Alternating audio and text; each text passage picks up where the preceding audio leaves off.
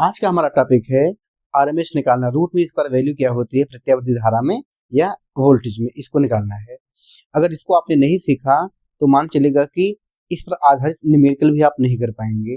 अगर आपने इस पर सीख लिया तो आपके 2 से 3 नंबर एकदम फिक्स हैं। तो चलिए शुरू करते हैं आज का टॉपिक।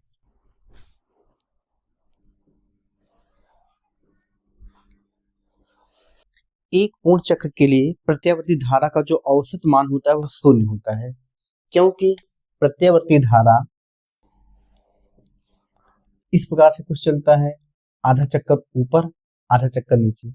तो आधा चक्कर ऊपर जितना परिमाण होगा आधा चक्कर नीचे भी उतना ही परिमाण होगा। इस प्रकार एक पूर्ण चक्र के लिए इसकी जो वैल्यू प्रत्यावर्ती धारा या वोल्टता की वह वैल्यू 0 होती है।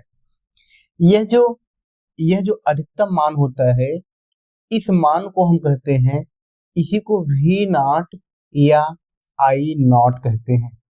यह प्रत्यावर्ती धारा का शिखर मान होता है। अगर धारा का शिखर मान होगा और वोल्टेज है तो वोल्टेज का शिखर मान होगा। अर्थात प्रत्यावर्ती जो धारा है वह शून्य से उठती है, शून्य से आगे बढ़ती है, यहाँ पे अधिकतम होती है, फिर इसका वैल्यू यहाँ पे क्या होता है, कम होने लगता है। इसी प्रकार ये नीचे आता है, इसका वैल्यू यहाँ पे अधिकतम होता है, फिर इसका वैल्यू यहाँ पे फिर ये न्यूनतम होने लगता है। तो यहाँ पर जो वैल्यू होगी वह पीक वैल्यू होगी, वह वोल्टेज का होगा या तो फिर करंट का। अर्थात प्रत्यावर्ती धारा ये हमेशा के लिए या हरदम के लिए उसकी वैल्यू अधिकतम नहीं होती है, बल्कि बस यहाँ से शुरू होकर शून्य से अधिकतम मान तक जाती है। तो एक पूर्ण चक्र के लिए जो औसत मान होगा वह 0 होगा, परंतु एक पूर्ण चक्र के लिए प्रत्यावर्ती धारा के औसत मान का जो वर्गमूल होगा, एक पूर्ण चक्र के लिए जो औसत मान है, औसत मान एक पूर्ण चक्र के लिए चाहे वोल्टेज हो चाहे वह धारा हो, उसका औसत मान 0 होगा। परंतु यदि हम इसका वर्ग कर दें, औसत मान का एक पूर्ण चक्र के लिए वर्ग कर दें, उसका वर्गमूल निकाल लें, तो वह मान 0 नहीं होता है। हमारे घरों में जो एसी करंट आता है, जो 220 वोल्ट की एसी करंट की हमारे घरों में सप्लाई होती है, वह आरएमएस वैल्यू ही होती है, वह रूट मीन स्क्वायर वैल्यू होती है। तो प्रत्यावर्ती वोल्टता का तात्क्षणिक मान V not sine omega T होगा। एक पूर्ण चक्र के लिए V equal V not sine omega T के वर्ग का औसत मान। तो इसके वर्ग का औसत मान एक पूरे चक्र के लिए, पूरे चक्कर का जो समय होता है वह T होता है। एक चक्कर का समय आवर्त काल कहलाता है, तो यहाँ T से डिवाइड किया गया है। अब यहाँ से V नॉट स्क्वायर इसको बाहर लिए, ऊपर नीचे 2 का मल्टीप्लाई किया, क्योंकि ये फार्मूला होता है 2 साइन स्क्वायर ओमेगा टी, ये होता है 1 माइनस cos 2 ओमेगा टी। तो इस वैल्यू को यहाँ बाहर लिया गया, इसके स्थान पे ये फार्मूला यहाँ रखा गया है, 1 minus cos 2 omega T dt है। यहाँ हमको करना है समाकलन, तो ये dt का अलग अलग मैंने कर दिया है। इस dt का मल्टीप्लाई यहाँ होगा, 1 में dt होगा। क्योंकि t के सापेक्ष समाकलन करना, यहाँ पे t घात 0 लगा दिया है। t घात 0 का समाकलन, अगर आप लोग समाकलन पढ़े हुए होंगे तो x पावर n है dx है, समाकलन करना है तो x घाते n प्लस 1 अपान n प्लस 1 होगा। इसी प्रकार जैसे लिखा है t की पावर 0 और ये dt, किसी संख्या पर घात 0 उसकी वैल्यू 1 होती है। यहाँ पर t घात 0 का मतलब 1 है, एक पूरा dt में dt आएगा, तो इसके सापेक्ष करना है तो घात में 1 जोड़िएगा, 0 धन 1 करिएगा बटा 0 धन कितना होगा, 1 होगा, तो यह t आएगा। लेकिन यहाँ पे लिमिट लगा हुआ है, 0 से t है, ये 0 है ये t है। इसको नीचे वाला जो होता है उसको कहते हैं लोअर लिमिट, ऊपर जो होता है उसको कहते हैं अपर लिमिट। तो पहले अपर लिमिट इस t के साथ इस t की वैल्यू रखेंगे, लगाएंगे माइनस, इस t के साथ 0 को रखेंगे। इसी तरीके से लिखा है t माइनस 0 लिखा हुआ है। इसी प्रकार से cos 2 ओमेगा टी dt, तो ये फार्मूला होता है, फार्मूला होता है फार्मूला होता है समाकलन cos थीटा। cos थीटा का समाकलन होगा साइन थीटा। चूंकि यहाँ पे ओमेगा है, जैसे मैंने कहा समाकलन है cos n theta d theta, इसका समाकलन होगा साइन n थीटा, और अब फिर n थीटा का पुनः करेंगे तो ये होगा 1 अपान n, यहाँ हो जाएगा, नीचे हो जाएगा, n थीटा का पुनः करते हैं। इसी प्रकार से समाकलन किया गया है। अब यहाँ भी लिमिट है 0 से t, यहाँ भी लिमिट है, इस t की लिमिट को लगा दिया हमने, तो ये sine 2 omega T minus sine 2, और इस t के स्थान पर 0 को लिखेंगे, ये 0 कर दिया मैंने। ये पूरा का पूरा टर्म 0 हो गया, पूरा टर्म 0 हो गया, यहाँ ये 0 हो गया, यहाँ बचा t, यहाँ 1 अपान टू ओमेगा को मैंने बाहर लिया हुआ था। ओमेगा ओमेगा जो है वह है 2 पाई बाई टी। ओमेगा के स्थान पर लिखेंगे 2 पाई बाई टी। ओमेगा को रिप्लेस किया गया 2 पाई बाई टी से, टी से टी कट गया, 4 पाई। साइन 1 पाई हो, चाहे 2 पाई हो, चाहे 3 पाई हो, चाहे 4 पाई। साइन अगर पाई के मल्टीपल में तो उसकी वैल्यू शून्य होती है, तो इस पूरे टर्म की वैल्यू शून्य की, ये पूरा वैल्यू शून्य हो गया, यहाँ टी बचेगा।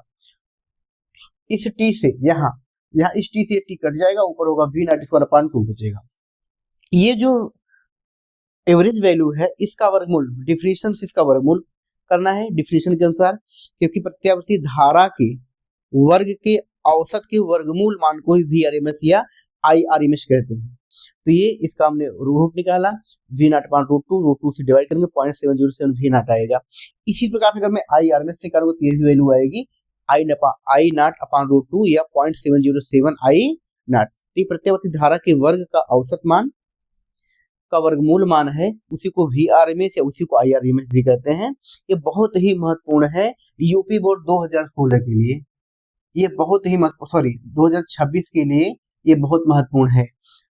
और इस पे कुछ न्यूमेरिकल्स भी आते हैं, उसको भी हम आपको बताते हैं।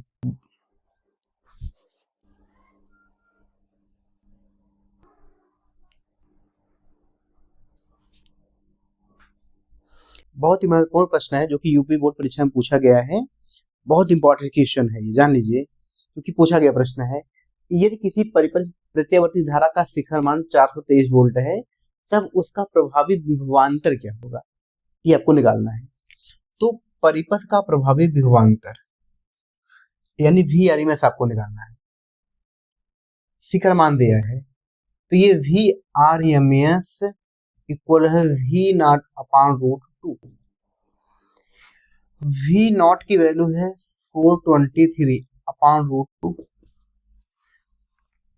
आप चाहे तो रूट 2 का ऊपर नीचे मल्टीप्लाई कर दीजिए, नीचे से हट जाएगा। 423 इंटू रूट 2 अपॉन 2।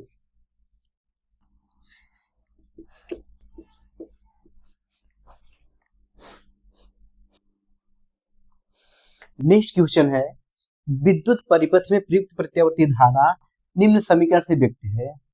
ये प्रत्यावर्ती परिपथ में धारा है I equal 1.5 sine omega T.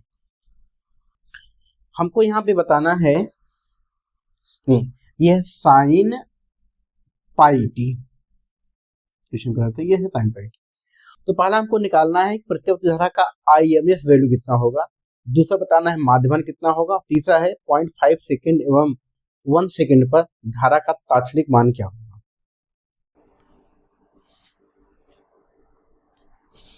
तो ये है प्रत्यावर्ती धारा का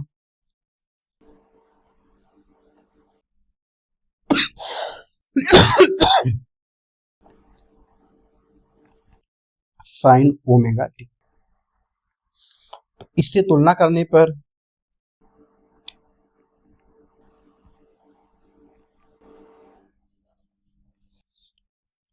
आई नॉट आएगा 1.5, ये आई नॉट की वैल्यू है।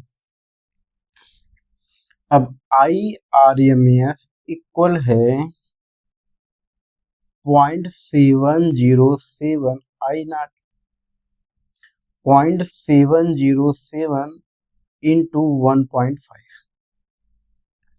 ये मल्टीप्लाई कर देंगे, टी मल्टीप्लाई करने पर आएगा वैल्यू 1.06 एम्पियर। दूसरा है माध्यमान। तो प्रत्यावर्ती धारा के एक पूर्ण चक्र के लिए जो माध्यमान होता है वह शून्य होता है। तीसरा है 0.5 सेकेंड और टी बराबर 1 सेकेंड पर, तो टी इक्वल 0.5 सेकेंड। तो ये है आई इक्वल 1.5 साइन पाई टी। आई इक्वल 1.5 साइन पाई टी की वैल्यू 0.5 का मतलब होता है 5/10। ये कटेगा 5 2 जा 5 1 जा, ये यहां से होगा I equal 1.5 sine pi by two, sine pi by two की वैल्यू थी 90 डिग्री, तो ये होगा I equal 1.5 into 1, I equal 1.5 ampere. दूसरा बताना है टी इक्वल 1 सेकेंड पर, तो ये है आई इक्वल 1.5 साइन पाई और टी की वैल्यू है 1, साइन पाई 0 होता है तो ये होगा 0।